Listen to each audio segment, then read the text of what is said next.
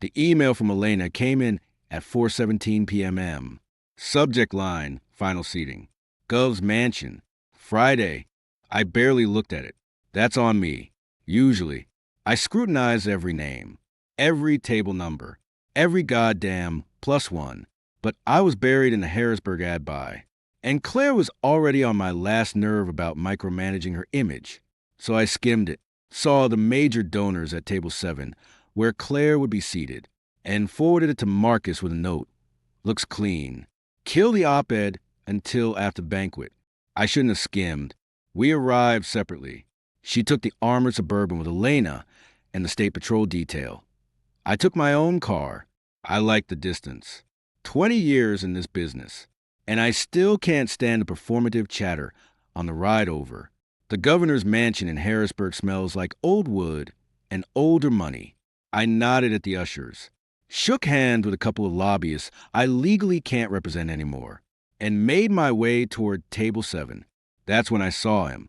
Julian Voss was already sitting to Claire's right, not the major donor, not the party chair.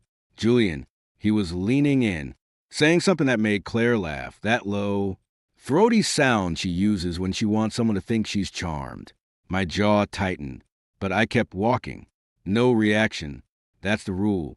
Never react where a camera might catch you. I slid into the empty seat on Claire's left. She didn't look at me, didn't introduce me. Julian did, though, with that smug half-smile of his. Nathan, good to see you. Didn't know you'd be joining us. I'm on the invite list. Julian, I said evenly, unlike some people. Claire finally turned her head. Her eyes were sharp. Warning, let it go. Nathan, I'm just making conversation. I said, picking up my water glass. So, Julian, what's your angle tonight?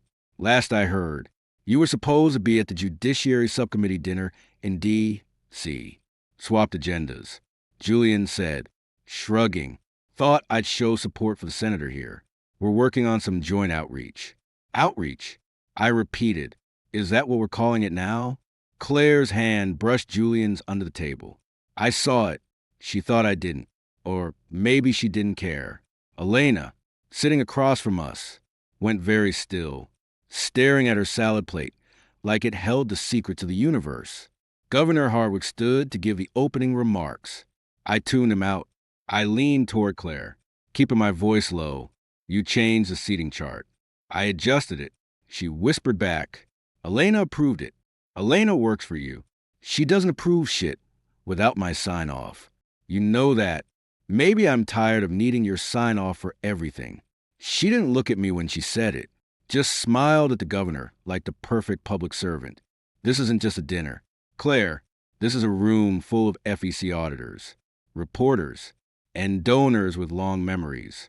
You put your lover next to you like it's a fucking prom date. Her smile didn't waver, but her knuckles whitened around her fork. Don't make a scene. Nathan, it's just politics. No, I said quietly, it's your ego. And if you think Julian's ego is smaller, you're already finished. The soup course came. Julian stayed glued to her side, his hand resting on the back of her chair now, fingers brushing her shoulder blade to the silk of her dress. I watched the cameras, watched the angles. Every time a photographer circled our table, Julian shifted just enough to be in the frame with her. I wanted to break his wrist. I leaned past Claire. Julian, you mind? Some of us are trying to eat without your cologne seasoning the broth. He laughed like I told a joke. Relax. Nathan, nobody's stealing your seat. It's not my seat I'm worried about. I said. Claire kicked me under the table. Hard. I didn't flinch. I just ate my soup and planned the next 3 moves in my head. By the time the entree arrived, I'd already drafted the amended seating chart for every event between now and the primary. Julian's name wasn't on any of them. After the speeches, during the dull roar of post-intermingling, I caught Claire by the elbow near the West Wing corridor. Elena hovered 10 feet back, pretending to check her phone. What the hell was that? I asked. That was me doing my job. Claire said, Julian's a rising star. We need his district, his network. You need his dick. You mean? Her slap wasn't hard. but it was fast. The sound cracked down the empty hallway. I didn't touch my face, just stared at her. You've been cold for months, she hissed. Don't act like you're some wounded husband. You haven't touched me since February. Because I found the credit card statement. Claire, the one with the Philadelphia hotel, that wasn't on the campaign calendar. I didn't say anything then because I thought maybe you'd come to your senses. Clearly, I miscalculated. She stepped closer, lowering her voice. Unlock the accounts. Nathan, the media buys are scheduled. If the spots don't run Monday, we lose the airwave reservations. You know that. Then reschedule them. With what? We're already leveraged to the max. You freeze the disbursements, and the whole operation stalls. Is that what you want? To kneecap me because your feelings are hurt? My feelings aren't hurt. I said, they're irrelevant. What matters is the campaign. And you just made the campaign about your affair. That's not politics. That's stupidity. She tried a different tack then. Softer. Her hand on my arm. Nathan, we can talk about Julian. I can pull back. Just don't do this now. Not tonight. I looked at her hand. Looked back at her face. You made your choice at table 7. Now live with it. I walked away. Didn't look back. I could feel Elena's eyes on me as I passed her, but she didn't say a word. Smart woman. I drove home in silence. The house in Bowlesburg was dark. I went straight to the study, poured 2 fingers of bourbon I didn't drink, and opened my laptop. The screen lit up the room. I logged into the federal compliance portal, the one only I had the credentials for, our joint campaign account, the leadership pack, the dark money nonprofit we use for issue advocacy, all of it routed through structures I'd built 5 years ago, when Claire was still a long-shot challenger. I scrolled to the disbursement controls, clicked freeze all active authorizations. A confirmation box popped up, green letters on black. Are you sure you wish to suspend all outgoing transfers? This action cannot be undone until manually reversed by the primary authorized signatory. I hovered over the mouse. For a second, I thought about the staff, the field organizers who wouldn't get paid, the consultants who'd start asking questions by morning. Then I thought about Julian's hand on Claire's chair, thought about the way she hadn't even bothered to lie well. I clicked confirm. The system processed it instantly. A new banner appeared at the top of the dashboard. All disbursements frozen. Effective immediately. I closed the laptop, sat back in the leather chair. The house was quiet. Too quiet. I could hear the faint hum of the refrigerator in the kitchen, the tick of the grandfather clock in the hall. Somewhere upstairs, Claire's suitcase zipped open. I didn't move, didn't call up to her, didn't text. My phone buzzed. Marcus. I ignored it. It buzzed again. Then a text. Heard you froze the accounts. You insane?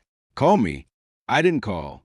I just sat there in the dark, watching the blinking cursor on the black screen of my laptop, like it was the only honest thing left in the room. At 11:42 p.m., I heard the front door open. Claire's heels on the hardwood. She didn't come into the study, just stood in the doorway. You really did it, she said. Not a question. I really did. You've destroyed me. No, I said, finally looking at her.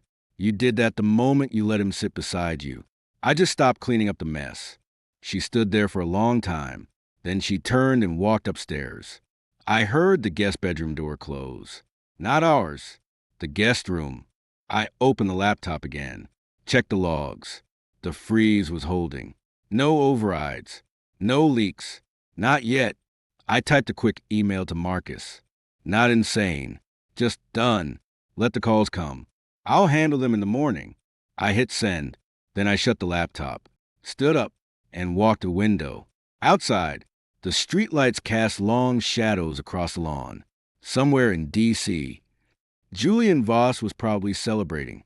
Somewhere in Harrisburg, Elena was drafting damage control memos that wouldn't matter. And somewhere in this house, my wife was realizing that power isn't just about who sits beside you at a banquet. It's about who holds the purse strings when the lights go out. I didn't sleep that night. I just sat in the dark, waiting for the first phone call. It came at 6:03 a.m. Diane Pruitt, Washington Post. I let it ring. Let them wonder. Let them panic. Let Claire explain why her war chest had suddenly gone silent. I'd built the machine. I could starve it. And I would. One click. That's all it took. One green button. And the ground shifted under her feet. She'd spent years standing on my shadow. Now she'd learned what it felt like to stand in the sun without it. I poured the bourbon down the sink. Didn't need it. The bitterness in my mouth was enough. By sunrise, the emails started pouring in. Elena, Marcus, the finance director, even Hardwick's chief of staff, sniffing around for weakness. I answered none of them. Just watched the inbox feel like a flood I'd personally unleashed. Claire came downstairs at 7, still in yesterday's dress. Hair messy, eyes red. She stood in the kitchen doorway, watching me scroll through the messages. "You're enjoying this," she said. "I'm observing it." I corrected. "There's a difference. People will talk. They already are. You'll ruin us." Us? I looked up at her. There is no us anymore. Claire, there's you, there's me, and there's the wreckage you created. I'm just making sure you can't drive it into a ditch while I'm still buckled in.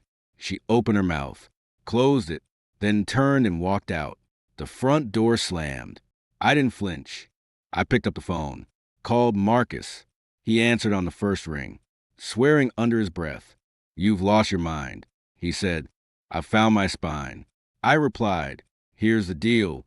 You tell Elena the account stay frozen until I say otherwise. You tell the finance team to sit tight. And you tell anyone who asks that I'm unavailable for comment. And when they ask why, tell them the senator's reassessing her priorities. Let them guess what that means. Nathan, I'm not negotiating. Marcus, I'm not bluffing. I'm done being the man behind the curtain while she plays queen. If she wants to burn, fine, but she's not taking the operation down with her." He was quiet for a beat. Then, reluctantly, "You know this makes you the story, right?" "Good," I said. "Let them look at me for once. See what happens when the architect stops propping up the building." I hung up, leaned back. The sunlight was creeping across the floor now, touching the edge of my shoes. I didn't move, just sat there, listening to the silence that used to be filled with her footsteps, her voice, her lies. The laptop pinged. Another email, this one from an address I didn't recognize. Subject line, Table 7 wasn't the first time. I didn't open it. Not yet. I just stared at the subject line, feeling the weight of it settle in my chest like a stone. Let her come back. Let her beg. Let her threaten. None of it mattered now. The money was frozen. The story was shifting. And I was finally awake. I reached for the coffee pot, brewed a fresh pot, poured a cup, drank it black, and waited. The war had started, and for the first time in 20 years. I wasn't fighting to keep her crown on her head. I was fighting to make sure it never fit again. I didn't open the email. Not right away. I let it sit there, glowing in the taskbar like a live wire. I made another cup of coffee, scrolled through the rest of the inbox, deleted the noise. The subject line, Table 7 wasn't the first time, stayed pinned in my peripheral vision. Whoever sent it knew exactly how to hook me. They weren't leading with outrage or demands. Just a fact, a quiet one. By 8:15, the phone was ringing off the hook. Marcus again. Elena, the finance director. Brenda, sounding on the verge of tears. I let them all roll to voicemail. Then Marcus texted, "Pick up, Hardwick's office just called. They're spooked." I called him back. He answered like he'd been holding the phone to his ear. "Talk to me." I said, "Talk to me?" Marcus barked. "Are you kidding? Claire's campaign is hemorrhaging credibility. And you're sitting on a freeze like it's a goddamn throne. Hardwick's cost says that the TV ads don't run Monday. They're pulling their endorsement. You know what that does to the down-ballot races? It reminds them who controls the money." I said, "If Hardwick wants to play kingmaker, he can start by asking Claire why her lover's sitting at her right hand instead of a donor who actually writes checks. You think this is about Julian? Nathan, this is about survival. You freeze the accounts. You freeze your own life too. We've got payroll tomorrow, rent on the field offices, buy agreements with the stations. You pull the plug. We're in breach on 3 contracts before lunch. Then renegotiate. I said, or better yet, let Claire explain why her personal choices are costing us airtime. Marcus exhaled hard. You're not thinking straight. This isn't just a screw you to Claire. It's a screw you to everyone who's bet on her, including me, including you.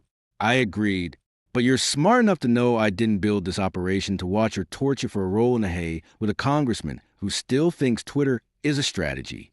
Jesus. Nathan, tell Brenda to issue a hold on all vendor payments until further notice. Tell Elena to prep a statement saying we're conducting an internal review of financial protocols. And tell Hardwick's cost that if the governor wants to withdraw his endorsement over a scheduling hiccup, we'll take it under advisement. But if he wants to keep his own ethics board off our backs, he'll remember who signed off on his last infrastructure bill. Marcus was quiet for a beat. Then, you're going nuclear. I'm enforcing boundaries. I said, there's a difference. I hung up before he could argue. The email was still there. I clicked it open. No message. Just a zip file. I scanned it for malware, old habits, then extracted it. Inside, a photo. The peg. Timestamped 3 years ago. Claire and Julian getting into a car outside a hotel in Philadelphia. Not the Ritz. Some boutique place with bad lighting and 0 security cameras. Her hair was shorter then. His hand was on the small of her back. Intimate. Familiar. Not a candid shot snapped by a tourist. This was surveillance. Someone had been watching them for a long time. I stared at the file properties. Metadata stripped. Sent from a Proton mail address. Burner account. Professional job. I saved it to an encrypted drive. Then deleted the original. Whoever sent it wanted me to have it, but they didn't want to be traced. Yet, my phone buzzed. Claire. I almost didn't answer, but curiosity won. Nathan, she said. Her voice was steady, but I could hear the edge. Unlocked accounts. Good morning to you too. Don't do this. I've already had 3 calls from donors asking why their cards are declining at the caterer. Do you have any idea what this looks like? I have a very clear idea. I said, it looks like a campaign in chaos because a candidate prioritized her personal life over her fiduciary responsibilities. This is temporary. I'll move Julian to a different table at the next event. You'll what? Pretend he doesn't exist? Claire, the photo's already in my inbox. 3 years old. Philadelphia. You and him, slipping into a hotel like teenagers. How many more are there? Silence. Then, carefully, you don't know what you're talking about. I know exactly what I'm talking about. And I know whoever sent that photo isn't done. They're testing me, seeing if I'll blink. But here's the thing. I'm not the one to love her and a paper trail. You are. If you release that, I haven't released anything. I cut in. Yet. But you keep pushing. And I start asking questions about the Philadelphia trip. The one that wasn't on the official schedule. The one paid for with the leadership pack card. Funny how that works, isn't it? You use my infrastructure to cheat, then act shocked when I shut it down. She lowered her voice. Nathan, we can fix this. Without the money, I'm vulnerable. Julian's already talking to the press. If I look weak, he'll what? Throw you under the bus? Claire, he's already driving it. You're just too busy looking in the mirror to see the road. She hung up. No slam. Just a cold click. I set the phone down. Opened the photo again. Zoomed in on Julian's face. He was smiling. Confident. Like he owned the moment. Maybe he did. But ownership comes with liability. And I was about to make sure he felt every ounce of it. By 10 a.m., the texts were coming in faster. Elena, Senator wants a meeting. Noon. Her office. Marcus. Hardwick's people are demanding answers. What do I tell them? Brenda, payroll vendor is threatening legal action. I ignored them all. Instead, I drove into town. Not to the campaign HQ. To a coffee shop on 2nd Street. Quiet place. Good sight lines. I ordered a black coffee and sat in the back corner. 15 minutes later, Diane Pruitt walked in. She spotted me immediately. slid into the seat across from me without asking. No notebook, no recorder, just her phone. Face down. You're a hard man to reach, she said. You're a persistent woman. I replied, how'd you know I'd be here? I didn't. I've been camped outside your house since 6. Saw you leave. Followed at a distance. Lucky guess on the coffee shop. Resourceful. Desperate. She corrected. I've been chasing Claire's scent for 2 years. The financials don't add up. The travel logs are sanitized. And now this freeze? Something's rotten. Nathan, and I think you're the only one who knows where the body's buried. I sip my coffee. What do you want? Diane? The story. The real one. Not the press release bullshit. Why'd you freeze the accounts? What's she hiding? And more importantly, what are you hiding? I lean forward, lower my voice. I'm not hiding anything, but I've got a photo. 3 years old. Philadelphia. Claire and Julian Voss. Exiting a hotel. No press. No staff. Just them. Interested? Her eyes narrowed. You're leaking to me? I'm offering a trade. You keep digging. Financial records. Travel manifests. Shell companies. You find the receipts. I give you the context. But you don't publish a word until I say so. Understood? That's not how this works. That's exactly how it works when a story can end careers, indictments, and possibly a governorship. You rush it. Claire lawyers up. The editors kill it. And you're left with nothing. You wait. You get the Pulitzer. Your call. She studied me for a long moment. Then why now? Why turn on her? I didn't turn on her. She turned on me. On us. On every person who ever believed her brand of public service. I built the machine. I'm not going to watch her crash it into a ditch because she can't keep her legs closed. Diane didn't flinch at the language. Just made a note on her phone. The freeze. That's your leverage. It's a start. And if I say no, if I run with what I've got, then you get a front page story about a campaign in turmoil, sourced from anonymous tips. And Claire denies everything. 6 months later, the investigation fizzles. She wins re-election, and you're stuck covering school board meetings in Delaware. Take the deal, Diane. Or don't. But don't pretend you've got a better option. She smiled thinly. You're a son of a bitch. Nathan, takes one to know one. We shook on it. Not a handshake, just a glance. Understanding. Then she left. I finished my coffee, paid in cash, and walked out. The sun was higher now. Hotter. I got back in my car and drove to the office. Marcus was waiting in the parking lot, leaning against his Jeep. You're a ghost, he said. Nobody's seen you all morning. Good, I said, unlocking the door. Keeps them guessing. Inside, the place was quiet. Too quiet.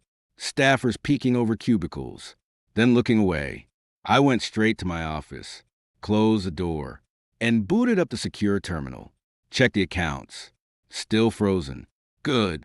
Then I pulled up the vendor contracts. Started drafting force majeure notices. If Claire wanted a war, I'd make sure she couldn't pay for ammunition. My phone rang. Unknown number. I answered. Mr. Cole? Male voice. Young. Nervous. This is Ryan. From Senator Voss's district office. The senator asked me to call. He wants to set up a meeting. With you. Off the record. Why? He didn't say. Sir, just said it's about the current situation and mutual interests. Translation, Julian was feeling the heat. Good. Tell the senator I'm available tomorrow, 9 a.m. My office. And Ryan, if you breathe a word of this to Elena or Claire, I'll make sure your next job is counting paper clips in a basement in Guam. Why, yes. Sir, I hung up, leaned back. The machine was creaking, cracks forming. Julian was scrambling. Claire was isolated. Diane was digging. And I was the only one who knew where all the wires led. By late afternoon, Elena showed up at my door. No appointment. Just knocked and walked in. She looked exhausted. You can't keep this up, she said. I can. Can she? She's your wife. Was. I corrected. Past tense. Now she's a liability. And you're an accessory if you keep helping her hide the paper trail. Elena paled. I don't know what you're talking about. Sure you do. The Philadelphia trip. The reimbursement request that never went through proper channels. The consulting fee paid to a firm that doesn't exist. I've got the ledger. Elena, I've had it for months. I was waiting to see if she'd come clean. She didn't. So now I use it. You destroy her? Ite stop enabling her. There's a difference. And if you're smart, you'll start thinking about your own exit strategy. Because when this blows, it's not just her name in the indictment. She stared at me. Then, quietly, Julian's been talking to Hardwick. I know. He wants her seat. I know that too. And you're just going to let it happen? I'm going to let her fail. I said, what she does after that is her problem, not mine. Elena left without another word. I watched the door close. Then I opened the bottom drawer of my desk, pulled out the encrypted drive, and plugged it in.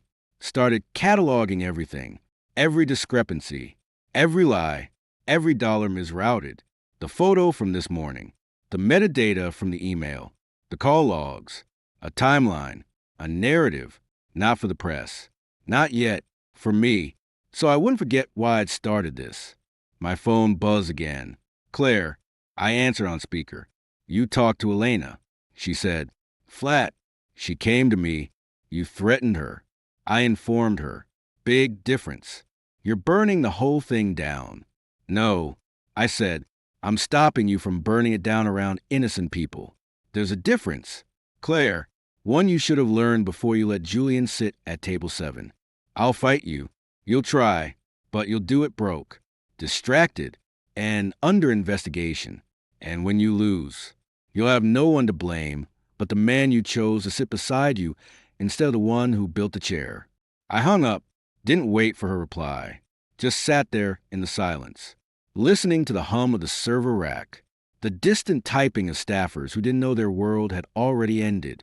Tomorrow, Julian would come, Diane would dig, Claire would rage, and I'd keep pulling threads, one by one, until the whole tapestry unraveled.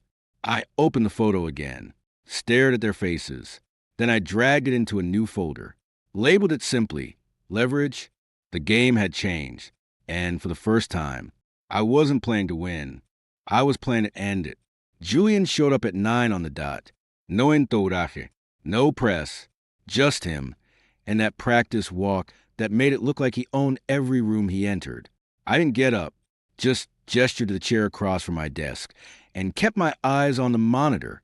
Appreciate you making time, he said, settling in. I didn't. I said, you asked. I said yes. There's a difference. He smiled, the kind that didn't reach his eyes. Still the hard ass. I see. Still the opportunist. I see. He leaned back, crossing one leg over the other. We both know why I'm here. Nathan, the freeze is hurting more than just Claire. It's hurting the party.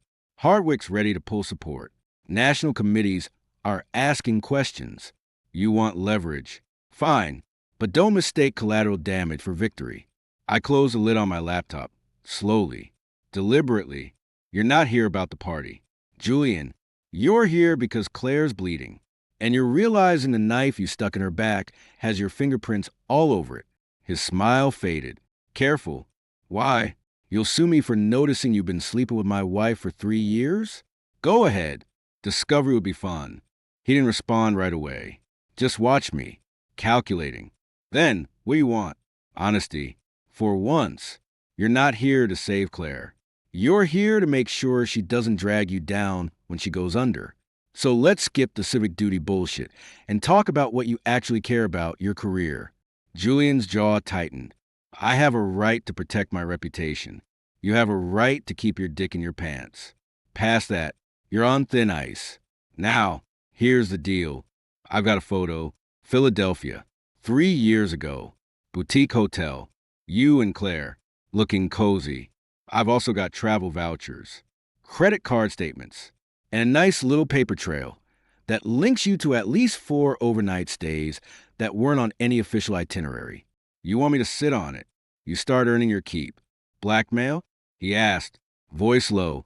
Call it reputational risk management. You leak one more story about Claire's instability. I dropped the photo on Diane Pruitt's desk before lunch. You play nice. I let you pretend you're above the fray. Your choice. He stared at me for a long moment. Then, quietly, you're a colder bastard than I thought. You're just now figuring that out? Christ, Julian, you should have stayed in New York. Smaller pond. Easier to lie in. He stood, adjusted his cuffs. I'll stay quiet. For now. But if you think this ends with Claire, you're wrong. The party's bigger than one Senate seat. The party's already moving on without her. I said, you're just too busy looking in the mirror to notice the tides going out. He left without another word.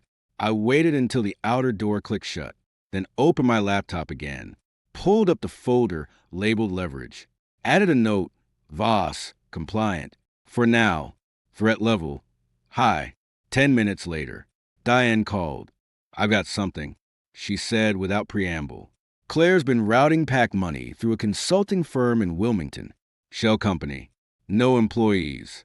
Paid out 60 grand in the last 18 months. Guess who owns it? Surprise me. Her sister. In name only. But the signature on the disbursement forms matches Claire's. Sloppy. I lean back.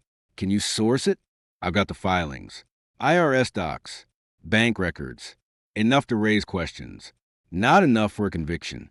Yet, keep digging. And Diane, if you even hint at this to Elena or anyone in Claire's circle, the deal's off. Understood? Understood. But Nathan, this isn't just a scandal anymore. It's a pattern. She's been running a side hustle off the campaign for years. You really didn't know? I knew there were discrepancies. I said, I didn't know the scale or the beneficiary. Her sister's living in a condo in Naples paid for by the same firm. Beachfront. Nice view. I filed that away. Send me what you've got. Encrypted. Already queued. Check your secure drop. I ended the call, downloaded the files, and started cross-referencing. Diane was right. It was a pattern. Not just slush funds, but a deliberate effort to obscure the flow of money. Claire hadn't just been cheating on me. She'd been looting the operation I built. By noon, Elena was back. She didn't knock this time. Just pushed the door open and stood there. Arms crossed. You're destroying her, she said. She's destroying herself. I replied, not looking up. You can join her or distance yourself. Your call. I've been loyal. Loyal to who? To Claire. Or to the paycheck. Because if it's the latter, you should have asked harder questions about the Wilmington firm. Elena froze. How do you? I know everything. Elena, I just didn't care enough to stop it until she made it personal. Now I do. So here's your out. You give me full access to her private calendars, email backups, and the password to the offshore account she thinks I don't know about. And I'll make sure your name stays out of the indictment. She paled. You're bluffing. Am I? Check the FEC audit schedule. We're due for a random review next quarter. Only reason we haven't had one yet is because I've been burying the irregularities, but I'm done burying them. So unless you want to explain why $60,000 in consulting fees went to a company with no office and no clients, you'll start talking. She sank into the chair Julian had vacated an hour earlier. She'll kill me. She'll be too busy saving her own skin. And if you're really scared, Elena, ask yourself this. Who's more likely to throw you under the bus? Me, who's tried to contain the damage. Or Claire, who's already proven she'll sacrifice anyone to keep her secrets. Elena didn't answer, just stared at her hands. Then, quietly, the offshore account, it's in the Caymans. I don't have the password, but I know the bank, and I can get you the transaction logs. But if I do this, I want immunity. In writing, you'll get a proffer agreement. I said, through my attorney, not before. And if you lie, omit or delete a single file. The deal's dead. Understood? She nodded, stood on shaky legs. I'll bring the logs tomorrow. Noon. My office. And Elena, if you warn her, I'll know, and I'll make sure the U.S. attorney's office knows you were the one who handed over the keys. She left. I watched the door close. then turned back to the screen. The pieces were fitting together now. Claire hadn't just been unfaithful. She'd been embezzling, using the campaign as a personal ATM. And Julian had been her cover, her distraction, her alibi. My phone buzzed. Marcus. I answered. We've got problem, he said. Hardwick just went public. Press conference in 20. He's withdrawing his endorsement. Let him. Nathan, this is bad. The donors are panicking. The DNC's calling for a meeting. If we don't unfreeze the accounts today, they're going to appoint a receiver. Let them try. They'll need a court order. That takes weeks. By then, the primaries will be over, and Claire will be a footnote. You're enjoying this, Marcus said, voice low. I'm correcting a mistake. I said, I built her career. I won't let her burn the party down, because she couldn't keep her legs closed and her hands out of the till. If Hardwick wants to play hero, fine. Let him explain why he backed a thief. I'll provide the receipts. Marcus exhaled. You're going to war with everyone. No, I said, I'm ending a war that's been going on behind my back for 3 years. Everyone else just picked the wrong side. I hung up before he could respond. Opened the secure folder Diane had sent. Scrolled through the bank records. There was the Wilmington firm. Payments routed through a series of LLCs, ending up in a Cayman account under pseudonym. But the IP address used a login? Claire's home computer. I had the tech logs. I had the timestamps. I had the motive. Claire called it too. I let it ring twice before answering. You're behind this, she said. No greeting, just accusation. Behind what? Hardwick, the endorsement, the whispers in the caucus. You're poisoning the well. I'm telling the truth.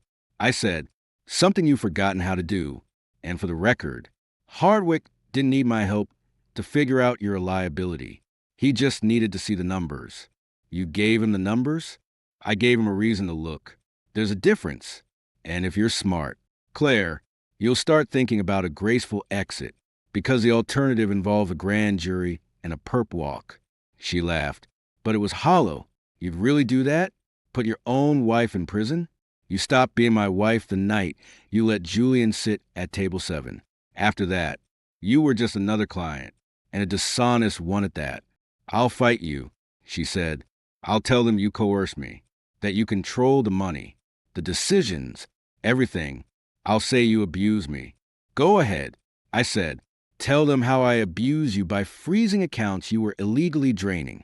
Tell them how I coerced you into 3 years of adultery. Tell them whatever you want. But remember, I've got the emails. The ones where you asked me to bury the Philadelphia trip. The ones where you thank me for handling the discrepancies. You want award narratives? Bring it. I'll bury you so deep they'll need a mining permit to find your name. Silence. Then, quieter, Nathan, please. Please what? Please let you keep stealing? Please let you keep lying? Please let you keep humiliating me in front of the entire state? No, you made your choices. Now you live with them. I hung up, didn't wait for her reply. Just sat there, staring at the screen. The weight in my chest wasn't anger anymore. It was finality. Whatever we'd had, whatever I thought we'd had, was gone, burned to ash. Elena returned at noon the next day. As promised, she handed over a USB drive without a word. I plugged it in, verified the files, transaction logs, bank statements, even a few audio recordings. Claire discussing transfers with her sister. Sloppy, arrogant, stupid. Anything else? I asked. The password to the Cayman account is her first dog's name, backwards, plus the year she got elected. Elena said she thought it was clever. It's idiotic.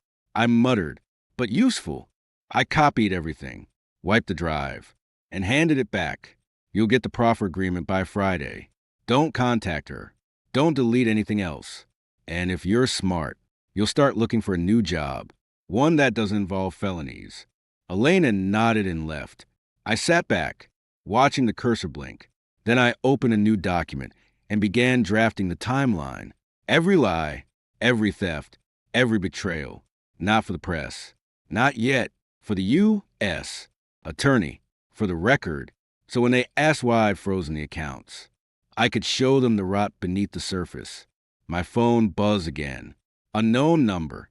I answered. Mr. Cole? Female voice. Crisp. Professional. This is Assistant U.S. Attorney Lindsay Moore.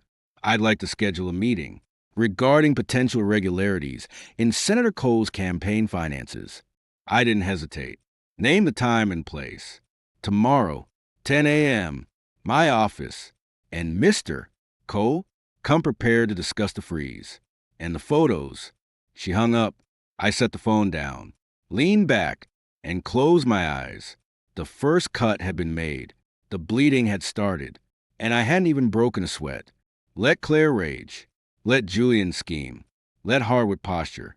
I had the evidence, the witnesses, and the will, and for the first time in 3 years, I wasn't cleaning up someone else's mess. I was the one holding the mop and the blade. Lindsay Moore's office smelled like lemon furniture polish and stale coffee.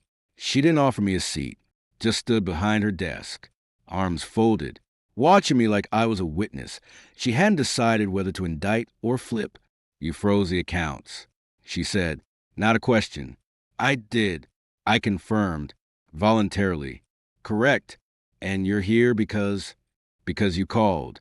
And because my wife's been using campaign funds as a personal slush fund for 3 years. I figured you want to know before the Post did. Moore's eyebrows lifted fraction. You're preempting a leak. I'm providing context. There's a difference. She sat down, finally, and gestured to the chair.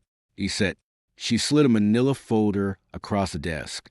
Inside, bank records, FEC filings, and a printout of the photo from Philadelphia. My photo. Diane had moved faster than I expected. This came in anonymously yesterday. Moore said, along with a tip about a Wilmington shell company. You know anything about that? I know the company's name, its registered agent, and the fact that it's paid out $60,000 in consulting fees that never went to a consultant. I also know the money ended up in a Cayman account linked to my wife's sister. I can provide the transaction logs, the IP addresses, and the audio recordings of my wife discussing the transfers. Moore leaned back, studying me. You've been busy. I've been thorough. And the freeze? That's not obstruction. It's containment. If I'd kept the money flowing, she'd have moved more of it offshore. This way, the funds are still in U.S. accounts, subject to seizure. You're welcome. She almost smiled. Almost. You realize this makes you a witness at best, and a co-conspirator at worst. I'm neither. I'm the victim of fraud, of defamation, and of a marriage built on lies.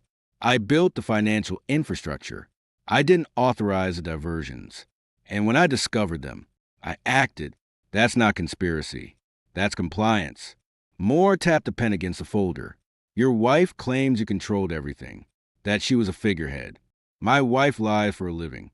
Ask her about the Philadelphia trip, or the hotel in Richmond, or the retreat in the Poconos that was just her and Julian Voss. I've got the credit card statements. I've got the surveillance photos. I've got the emails where she asked me to adjust the books. She's not a figurehead. She's a thief with a gift for PR. And Voss is a parasite. He knew about the money. He benefited from it. And he's been positioning himself to take her seat once she's forced out. I've got texts. I've got emails. I've got a recorded conversation from yesterday morning where he essentially admitted he's been using her to launder his own reputation. Moore made a note. You've been recording conversations? In Pennsylvania, only one party needs to consent. I'm the one party. And I've been consenting a lot lately. She didn't comment on the legality, just kept writing. Why now? Why come forward after 3 years? Because she crossed a line at the governor's mansion. She seated her lover beside her at a state banquet and dared me to react. So I did. I froze the money, and I started pulling threads. Turns out, the sweater was already unraveling. Moore closed the folder. We'll need everything. The logs, the recordings, the passwords. And we'll need you to testify before the grand jury. Fine, but I want immunity. In writing. And I want assurance that my role in building the initial infrastructure isn't conflated with her criminal misuse of it. Immunity is a heavy lift. Mr. Cole, so is prosecuting a sitting senator without the architect of her operation on your side. Your call, counselor. She held my gaze for a long moment. Then, we'll draft the proffer agreement. You bring the evidence. And you don't speak to the press. Not to Diane Pruitt. Not to anyone. Understood? Understood.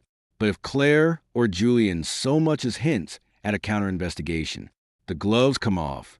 I've got enough material to sink them both before lunch. Moore nodded. We'll be in touch.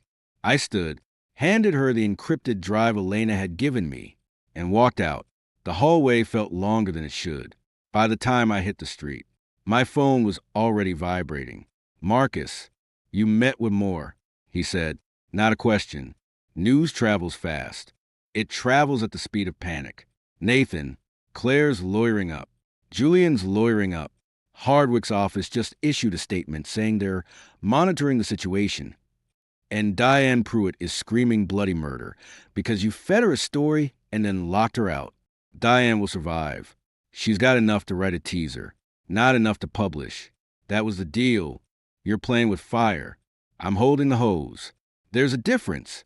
I hung up, climbed into my car and drove. Not to the office. Not home. To a diner on the edge of town. Cheap coffee. Vinyl booths. No one I knew. I sat in the back, facing the door, and watched the lunch crowd shuffle in. Truck drivers. Nurses. A couple of state workers killing time. Normal people. People whose lives didn't revolve around who sat where at a banquet. My phone buzzed again. Claire. I answered on the third ring. You met with the U.S. attorney, she said. Flat. Dead. I did. You're testifying. If they grant immunity. Yes. After everything I did for you. After everything you stole from me.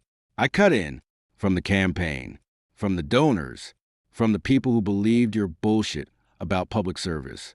You didn't do anything for me. Claire, you used me. You used my name. My connections. My expertise. And when I stopped being useful, you replaced me with a pretty boy who's about to sell you out to save his own skin. Julian wouldn't. Julian already did. Yesterday morning. In my office. He asked me to sit on the photo. Offered to play nice. Translation. He's already distancing himself.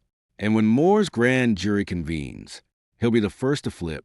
You're alone, Claire, and you did it to yourself. Silence.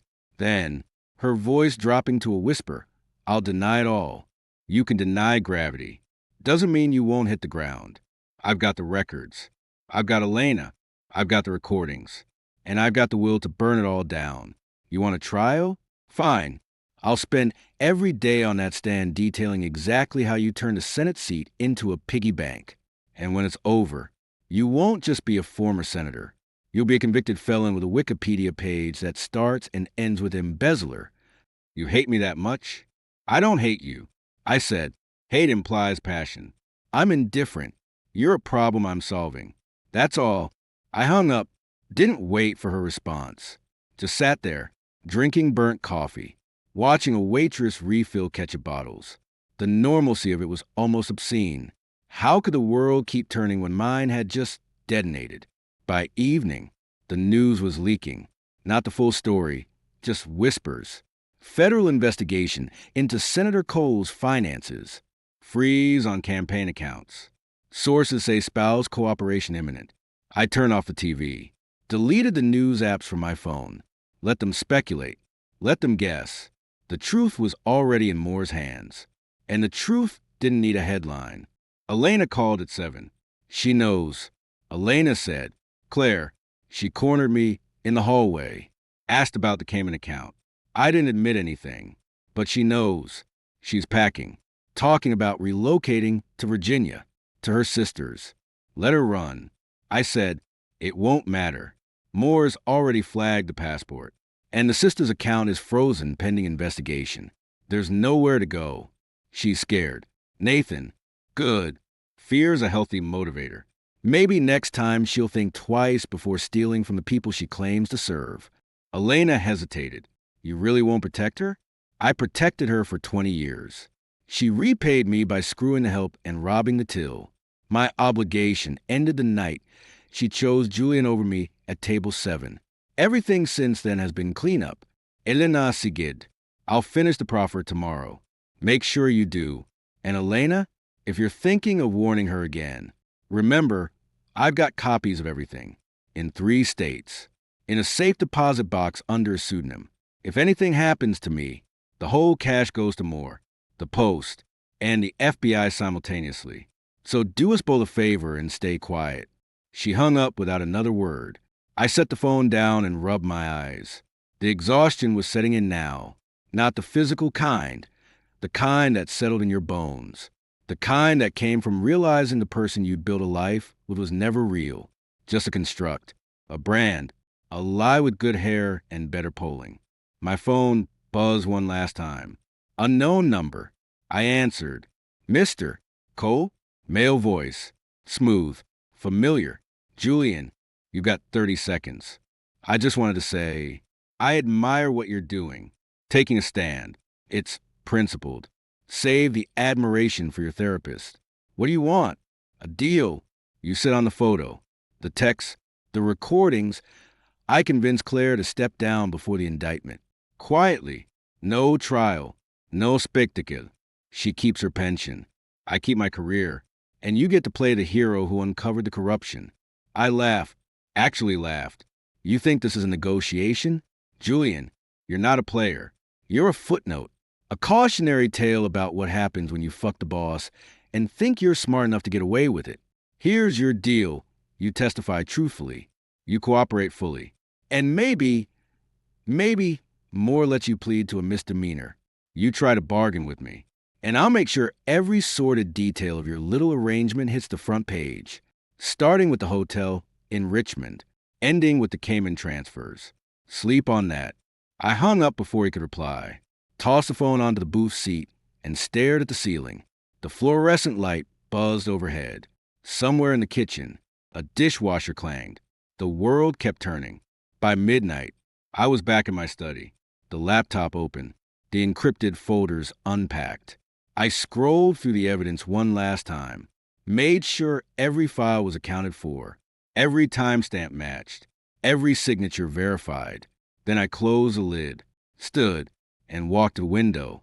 The street was empty, dark, quiet. I thought about Claire, about the woman I'd married, about the woman she'd become, about the gap between the two. It wasn't sadness I felt. It was clarity, the kind that came after a long illness. When the fever finally broke and you could see the room for what it was, 4 walls, a bed, and the slow, inevitable process of healing. My phone buzzed one final time. A text from Marcus. Moore's drafting the immunity. Grand jury convenes Monday. You good? I typed back. I'm done. Let's finish it. I set the phone down, poured the last of the bourbon into a glass, and drank it in one swallow. The burn was familiar, expected. I didn't wince, just set the glass down, turned off the lamp, and stood in the dark, waiting for morning, waiting for the first cut to become the final blow. Outside, a car door slammed, footsteps on the pavement, then silence. I didn't move, didn't breathe, just listened to the emptiness. The war was over, and I'd won, not because I'd fought harder, but because I'd stopped fighting for someone who'd never fought for me.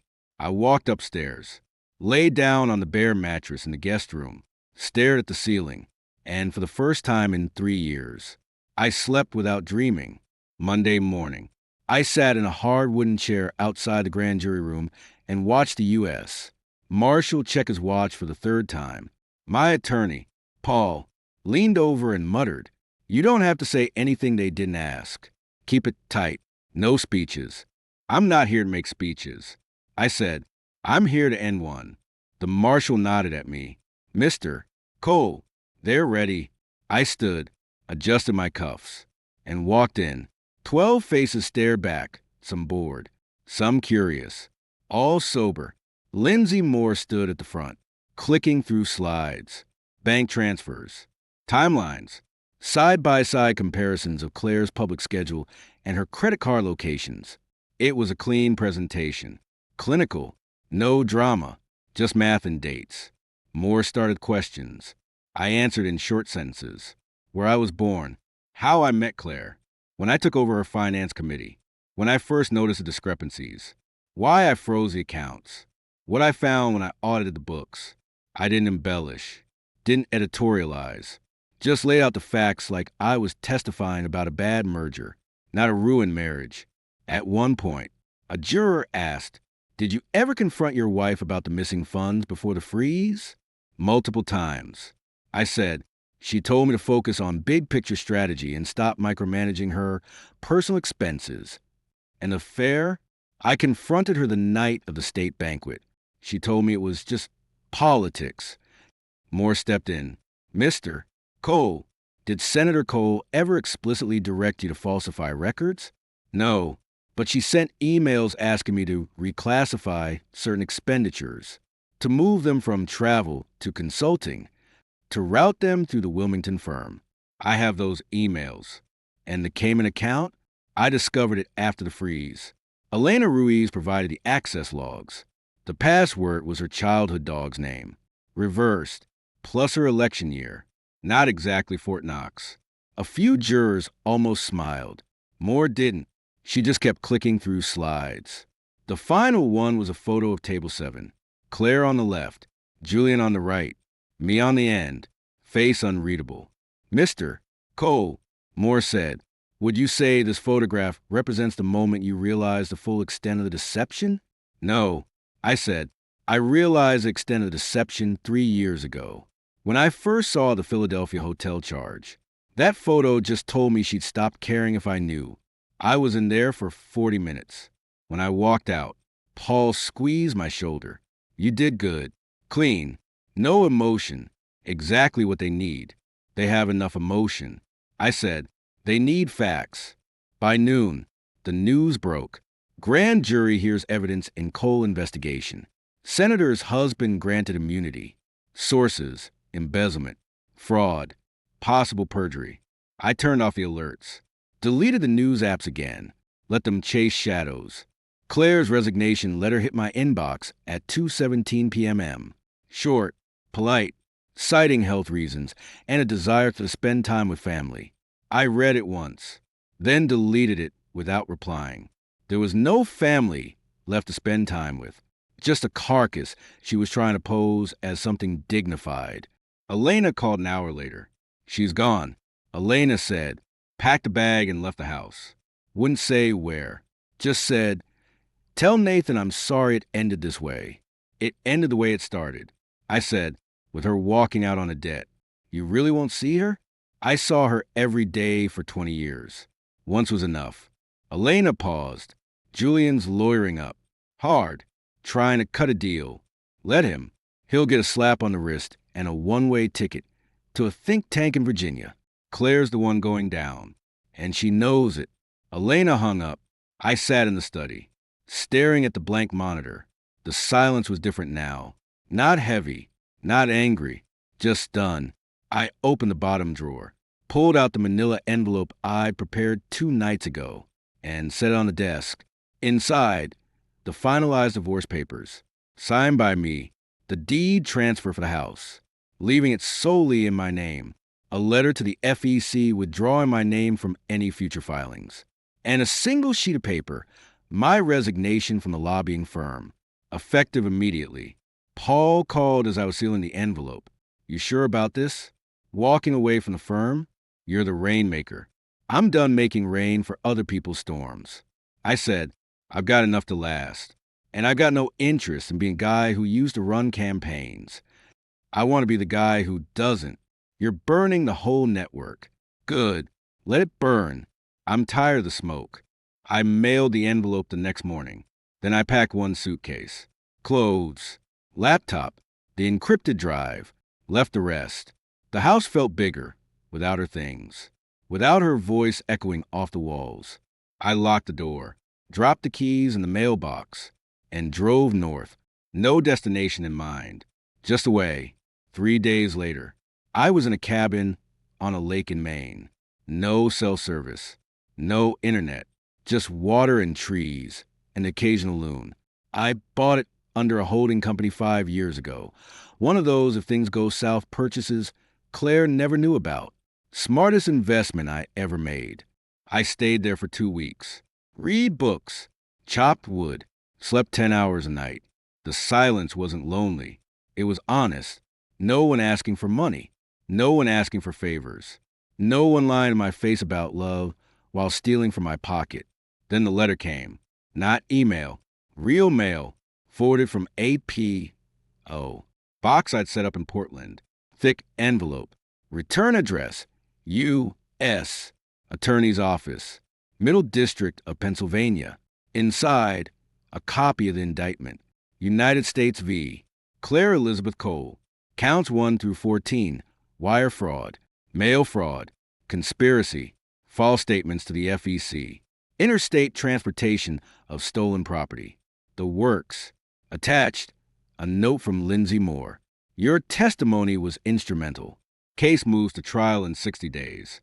We'll be in touch if we need further cooperation. Good luck. I read it twice, then fed it into the wood stove. Watched it curl and blacken and turn to ash. No satisfaction. No triumph. Just closure. The machine had eaten her, and I'd been the one to flick the switch. But I hadn't enjoyed it. I just stopped preventing it. Another letter came a week later. Different handwriting. Claire's. Postmarked from Richmond. Inside, a single page. Handwritten. Nathan, I am sorry. Not for Julian. Not for the money. For letting you walk away that night. You were the only real thing I ever had. And I traded you for a seat at a table that's already forgotten my name. I don't expect forgiveness. I just wanted you to know that when the lights went out, I remembered your face. Not his. See, I read it once.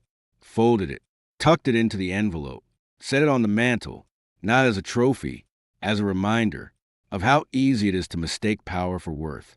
Of how quickly a crown becomes a noose. Marcus called on a borrowed satellite phone I bought at a gas station. You're a ghost, he said. No one's seen you in weeks. Claire's lawyering up, but it's a circus. Julian took a plea. Probation. He's already shopping a book deal. Hardwick's distancing himself so fast he's leaving skid marks. And Diane Pruitt won a Pulitzer for the series. She mentioned you in the acknowledgments. Called you the reluctant architect. Sounds about right. I said, you coming back? No. Nathan, Marcus. I built something once because I thought it mattered.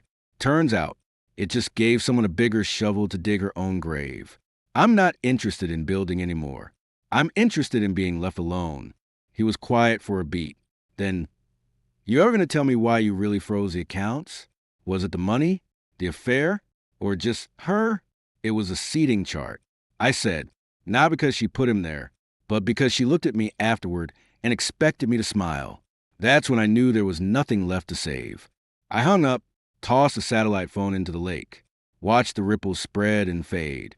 Then I went back inside, poured a glass of whiskey, not bourbon, something local, and sat in the worn leather chair by the window. Outside, the sun was setting over the water, orange and pink and quiet.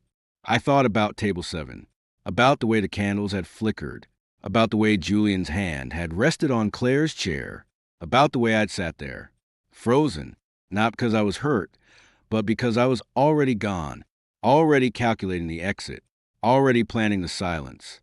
I raised a glass to the empty room, to the empty seat. I murmured. The trial lasted 6 weeks. I didn't watch, didn't read the transcripts. Paul called once to tell me the verdict. Guilty on all counts. Sentencing in 90 days. Claire would likely get 3 to 5. Plus restitution. Julian got community service and a permanent ban from federal contracting. Hardwick retired at the end of his term, citing health reasons. Elena took a job with a nonprofit in Oregon. Diane Pruitt moved to New York, took a senior editor role at The Atlantic. And me? I stayed by the lake, planted a garden, learned to tie flies, read history books. Occasionally, I'd drive into town for supplies. People recognized me at first. The guy from the news, But I wasn't news anymore. Just a quiet man in a flannel shirt who paid in cash and didn't linger. One evening in early October, I found a newspaper someone had left at the general store.